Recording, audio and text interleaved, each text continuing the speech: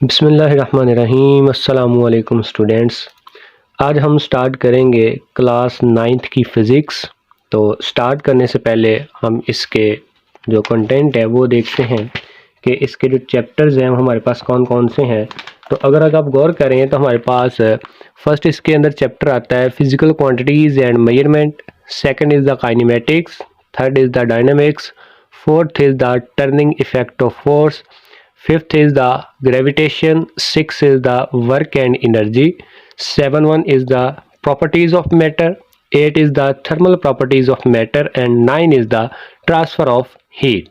तो ये हमारे पास नाइन्थ क्लास की फिजिक्स के अंदर टोटल 9 चैप्टर्स हैं। ठीक है जी, आज हम फर्स्ट चैप्टर को स्टार्ट करेंगे which is the physical quantities and measurements. तो चैप्टर को स्टार्ट करने से पहले सबसे पहले हम डिस्कस करेंगे कि हमारे पास साइंस जो है वो क्या होती है। हम डिस्कस करेंगे कि साइंस क्या चीज़ है। ठीक है जी, तो साइंस की अगर हम डेफिनेशन देखें तो साइंस की डेफिनेशन है the knowledge gain through observation and experimentation is called science. अगर आप गौर करें, the knowledge gained through observations and experimentation is called science, यानी कि ऐसा इल्म जो तजर्बात और मुशाहदात की बिना पर हासिल किया जाता है साइंस कहलाता है। एक्सपेरिमेंटेशन यानी कि हम एक्सपेरिमेंटली जो चीज़ें परफॉर्म करते हैं, या ऑब्जर्वेशन हम एक चीज़ को कितनी बार ऑब्जर्व करते हैं, या जैसे हमने कोई एक्सपेरिमेंट किया है हम उसको कितनी बार ऑब्जर्व कर रहे हैं, तो वो सारा हमारे पास उसकी मदद से जो हम नॉलेज गेन करेंगे वो साइंस कहलाएगा। अब जो साइंस है, वर्ड साइंस, ठीक है, ये हमारे पास जो वर्ड साइंस है ये एक लैटिन वर्ड है जिसे साइंटिया कहते हैं और इसका मतलब है नॉलेज। ठीक है जी, साइंस एक लैटिन वर्ड है, साइंटिया जिसे हम नॉलेज कहते हैं। ठीक है जी, अब अगर हम गौर करें तो तकरीबन 18वीं सदी तक जितना भी कंसेप्ट था वो सारा नेचुरल फिलॉसफी के अंदर डिस्कस किया जाता था। यानी कि 18वीं सदी से पहले यानी कि जितने 18वीं सदी तक या उससे पहले जितने भी साइंटिस्ट ऑब्जर्वेशन या एक्सपेरिमेंटेशन करते थे, उन सब की जो टोटल उन सब का जो सिस्टम था वो सारा नेचुरल फिलॉसफी में वो सारा डिस्कस किया जाता था। लेकिन जैसे जैसे नॉलेज बढ़ता गया तो वही जो नेचुरल फिलॉसफी है उसको दो मज़ीद यानी कि मेन स्ट्रीम यानी कि दो मज़ीद ब्रांच के अंदर डिस्क्राइब कर दिया गया, जिसके अंदर एक हमारे पास आ गई फिजिकल साइंस, दूसरी हमारे पास आ गई बायोलॉजिकल साइंस। फिजिकल साइंस जो है इसके अंदर हम डिस्कस करते हैं नॉन लिविंग थिंग्स, और बायोलॉजिकल साइंस के अंदर हम डिस्कस करते हैं लिविंग थिंग्स। ठीक है जी, उसके बाद जैसे ही 19th सेंचुरी आई तो उसके अंदर वही जो फिजिकल साइंस है ये मज़ीद ऐसे 5 ब्रांचेस के अंदर या ऐसे मज़ीद वेरियस ब्रांचेस के अंदर इसको डिस्क्राइब कर दिया गया, जिनमें आ जाती है physics, chemistry, astronomy, geology, meteorology.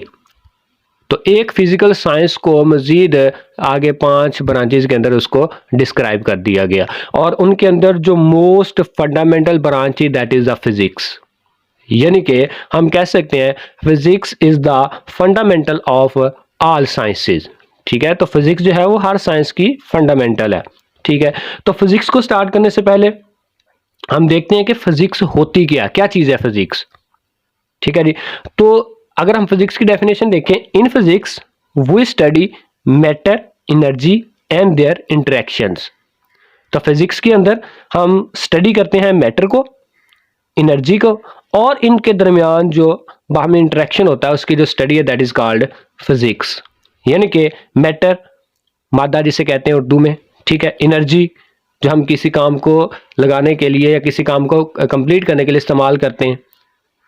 ठीक है जी, तो इनके दरमियान जो फिर इंटरेक्शन होती है इनकी आपस में, वो सारी जो स्टडी वो फिजिक्स कहलाती है। अब फिजिक्स के जो लॉज और प्रिंसिपल्स हैं ये सारे हमें नेचर को समझने में मदद देते हैं। The laws and principles of physics help us to understand nature. ठीक है जी, यानी कि फिजिक्स के जितने भी लॉज हैं या इसके जितने भी प्रिंसिपल या जितने भी असूल हैं वो सारे हमें नेचर को समझने में मदद देते हैं। ये तो एक छोटा सा था इंट्रोडक्शन फिजिक्स का कि फिजिक्स क्या चीज़ होती है। ठीक है जी, अब कहते हैं कि तकरीबन अगर हम अपनी रोज़मर्रा की ज़िंदगी में देखें ना तो कोई शाज़ो नादिर कोई ऐसी चीज़ होगी जिसके अंदर फिजिक्स इन्वॉल्व नहीं है। जैसे हम कंसिडर करते हैं कि पुली जो है, जो कि लोड उठाने के काम आती है, उसके अंदर फिजिक्स इस्तेमाल होती है। इलेक्ट्रिसिटी जिसको हम यूज़ करते हैं, ठीक है, तो उसके अंदर भी मैकेनिकल एनर्जी इस्तेमाल होती है। अब वो सारा फिजिकल सिस्टम है एक, ठीक है, फिजिक्स के अंदर उसको डिस्कस किया जाता है, ठीक है। और उसके अलावा हमारे पास जो ट्रांसपोर्टेशन है, जैसे कि कार्स, एरोप्लेन, ठीक है, domestic appliances, air conditioner, refrigerators, vacuum cleaner, washing machine, microwave oven, ये सारे जो है ये सारे फिजिक्स के प्रिंसिपल के ऊपर वर्क करते हैं। इसी तरह कम्युनिकेशन के जो हमारे पास मीन्स है, जैसे कि radio, TV, telephone and computer, ये सारे भी जो है फिजिक्स के एप्लीकेशन के ऊपर वर्क करते हैं, ठीक है जी। और ये जो हमारे पास जितनी भी डिवाइसेस हैं, इन डिवाइसेस ने हमारी ज़िंदगी को बड़ा आसान बना दिया, ठीक है। जिनके जैसे पहले अगर हम आज से कोई 150-200 साल पहले की बात करें तो तकरीबन वहाँ सिस्टम ऐसा था कि अगर किसी को कोई पैगाम पहुंचाना है, यानी कि पैगाम रसानी के लिए हम खतूत का इस्तेमाल करते थे। और उसके अंदर कुछ ऐसा होता था कि हमने एक खत लिखा है किसी को, यानी कि अगर किसी को खुशी या किसी गमी का किसी को बताना है, ठीक है, तो उसको अगर हम आज खत लिखा है तो उसके उस तक कब पहुंचेगा, और फिर जब उस तक पहुंचेगा उसका दोबारा से वापस जवाब भी आएगा।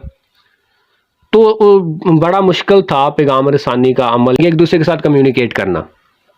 लेकिन जब से हमारे पास ये कम्युनिकेशन की डिवाइसेस आई हैं, टेलीफोन आ गया, टीवी आ गया, रेडियो आ गया, तो ये हमारे पास बड़ा इजी हो गया, हमारी कम्युनिकेशन जो है उसको बड़ा इजी कर दिया इसने।